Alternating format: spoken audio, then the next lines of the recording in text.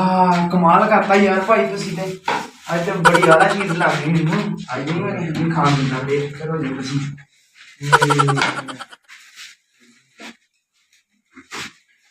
वाह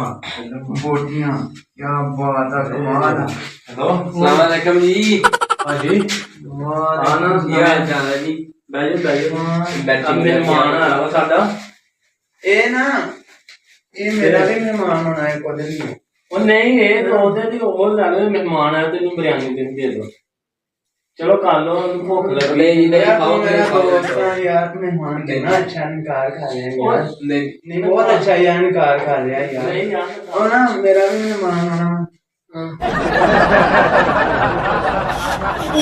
प्लीज नहीं खाना मेहमान नहीं खाना नहीं खाना नहीं भैया खा लिया ओ देख खाना ही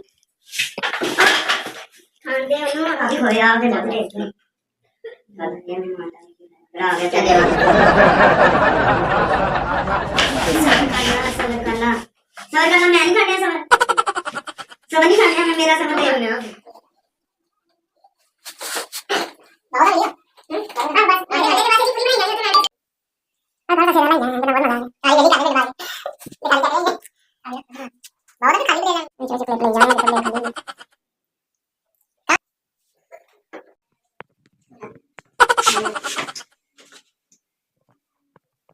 हाँ भी चला नहीं मैं चला ले लिया